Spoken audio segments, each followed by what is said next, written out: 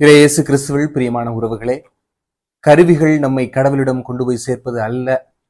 கருவிகள் இன்று குடும்பங்களை பிரிக்கக்கூடிய, உறவுகளை பிரிக்கக்கூடிய ஒரு சாதனமாக மாறிவிட்டது. ஒரு காலத்திலே இருந்த கைபேசியானது வீட்டிற்குள் அனைவரையும் இழுத்து சென்றது. இன்று அவரவர் கையில் கைபேசிகள் கிடைத்து விட்டதனால் உறவுகள் அனைத்தும் பிரிந்து செல்லக்கூடிய ஒரு காலகட்டத்திலே இருக்கின்றன.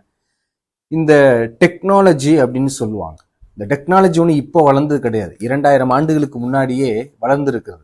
இப்போ நம்ம கூட உலகத்தை பார்க்கணும் அப்படின்னா ஒரு மணி நேரத்தில் நம்ம கையில் இருக்கக்கூடிய கைபேசியின் மூலமாக அதன் வழியாக வலைதளத்திற்கு சென்று அதில் பார்க்க முடியும். ஆனால் ஒரு நொடியில் பார்க்கக்கூடியது 2000 ஆண்டுகளுக்கு முன்னாடியே இருந்திருக்குது. இந்த உலகத்தை ஒரு நொடியில பார்க்கக்கூடிய மிகப்பெரிய டெக்னாலஜி வளர்ச்சி, அறிவியல் வளர்ச்சியும் ஊடக வளர்ச்சியும் இருந்திருக்குது என்பதை நாம் வசனத்தின் வழியாக நாம் பார்க்க போகிறோம்.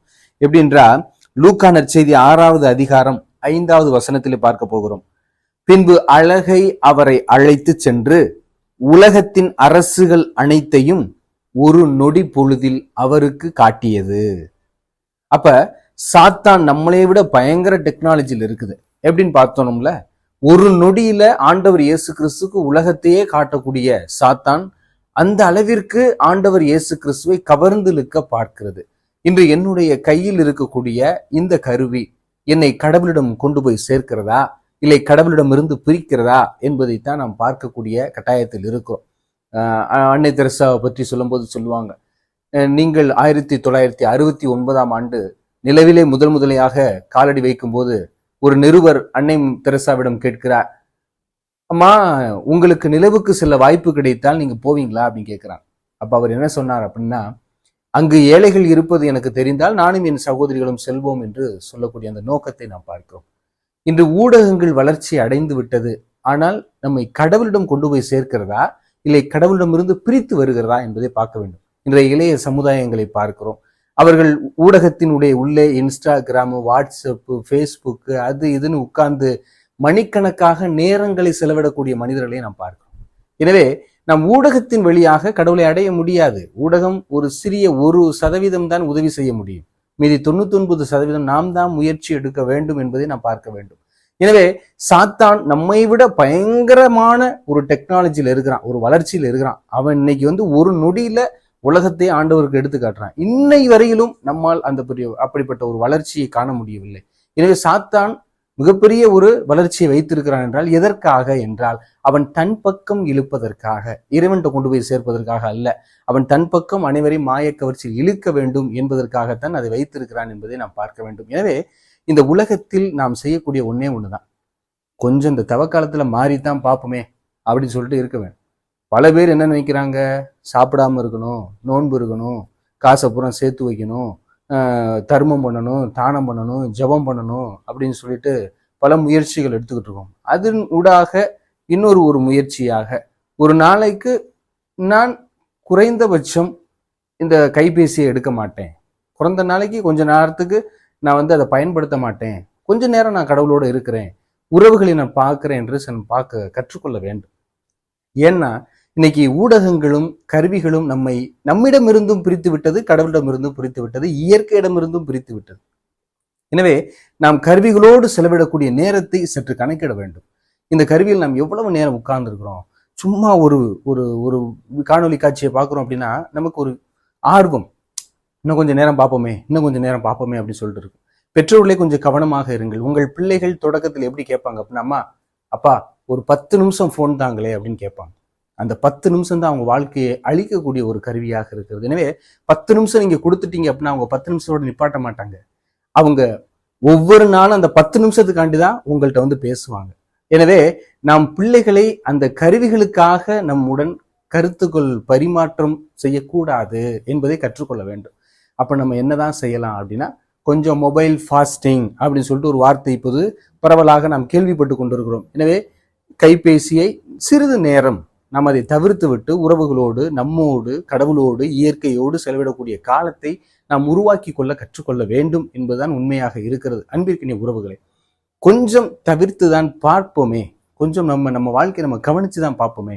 நான் ஏன் கவலைப்படுறேன், ஏன் கஷ்டப்படுறேன், ஏன் கண்ணீர் வர்றேன் அப்படின்னா, நம்ம கவலையை ஒரு குண்டு சட்டியில் குதிரை ஓட்டுவது போல் அதுக்குள்ளேயே போட்டு சுத்தி சுத்தி சுத்தி சுத்தி வந்துகிட்டு இருக்கிறோம். அதனால தான் நமக்கு அவ்வளவு பெற்ற ஒரு பிரச்சனையாக இருக்கிறது. எனவே இன்னைக்கு சாத்தான் நம்மளை எப்படி கவரலாம் என திட்டம் தீட்டி கொண்டிருக்கிறார். ஆனா ஆண்டவர் இயேசு கிறிஸ்து அனைத்து சோதனைகளையும் முறியடித்து வருகிறார்.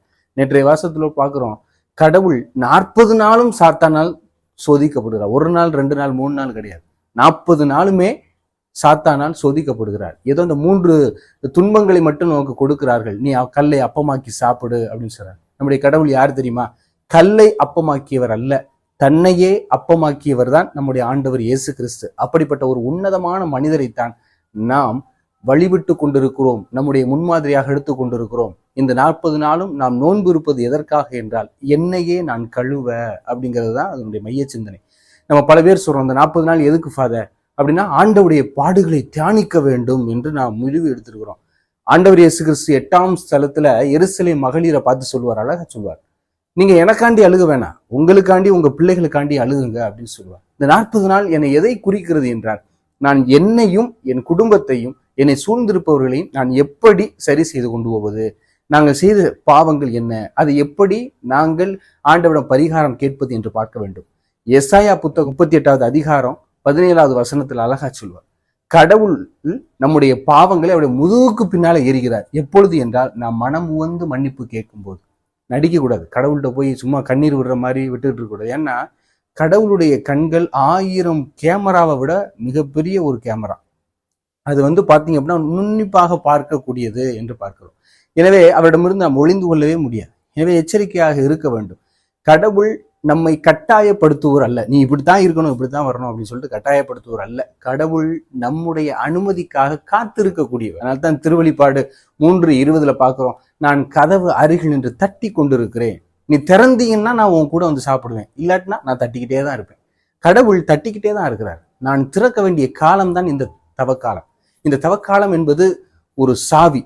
அந்த சாவியை நம்ம திறந்துட்டோம், கண்டுபிடிச்சு திறந்துட்டோம் அப்படின்னா கடவுளினுடைய ஓசை நமக்கு கேட்கும், திறந்து அவரை உள்ளே அனுமதிக்க முடியும். எனவே அன்பிற்கினிய உறவுகளை, கொஞ்சம் நம்மை பற்றி நாம் அறிந்து கொள்ள வேண்டும். இன்னைக்கு பல பேர் என்ன நினைக்கிறாங்க, பக்கத்து வீட்டுல என்ன நடக்குது, அவங்க யாரு, அவங்கள பத்தி, அவங்க என்ன செஞ்சாங்க, இவங்க என்ன செஞ்சாங்க, அவர் என்ன செய்யறாரு, அவர் யாரோட பேசுறாரு, இவர் யாரோட பேசுறாரு, அவங்க யாரோட பேசுறாங்க, யாரோட பழகுறாங்க, இதெல்லாம் இன்னைக்கு முக்கியமே கிடையாது.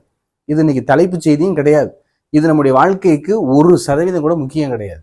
இன்னைக்கு நான் என்ன செய்கிறேன், என்னை நான் எப்படி மாற்றிக்கொள்ள வேண்டும் என்பதுதான் முக்கியமாக இருக்கு.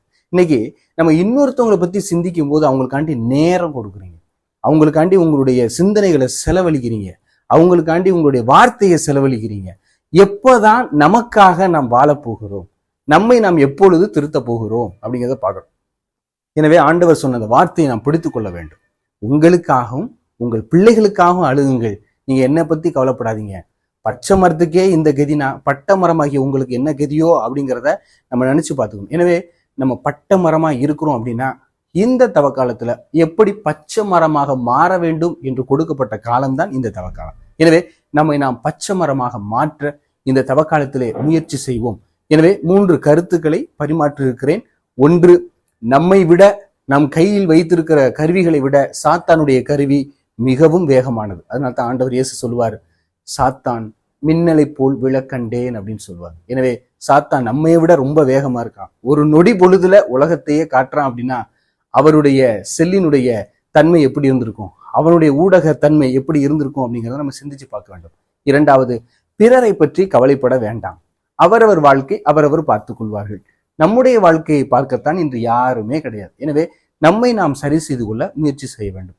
3வதாக, கொஞ்சம் மாறித்தான் பார்ப்போமே, மற்றவங்களை பத்தி பேச வேணாம், மற்ற சிந்தனைகள் வேண்டாம், என்னுடைய சிந்தனையை நான் சரி செய்ய வேண்டும். நான் நடக்கும் போதும், 4 பேர் சேர்ந்து உட்கார்ந்து இருக்கும் போதும், ஒரு 5 பேர் இருக்கும் போதும், நம்ம ஜெபமாக ஜெபித்து முடித்த பிறகும், எல்லா நேரத்திலையும் நாம் நம்முடைய வாயையும் சிந்தனையும் கட்டுப்படுத்த கற்றுக்கொள்ள வேண்டும். இல்லை என்றால் பேசுற வரைக்கும் தான் வார்த்தை நமக்கு சொந்தம். நான் பேசிவிட்டேன் என்றால் வார்த்தைக்கு நான் சொந்தமாகி விடுவேன். அப்பனா நான் தவறா பேசியிருந்தேன் அப்படின்னா அந்த வார்த்தைக்கு நான் அடிமையாகி போய்விடுவேன்.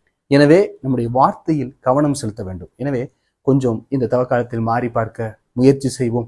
கடவுள் நமக்கு வழி கொடுப்பார், கடவுள் நமக்கு அருள் கொடுப்பார், பட்டமரமாகிய நம்மை துளிர்க்க செய்வார், பச்சை மரமாக மாற்றுவார் என்ற முழு நம்பிக்கையோடு முயற்சி செய்வோம். கடவுள் சிறப்பாக நம்மை ஆசீர்வதிப்பாராக. ஆமென்.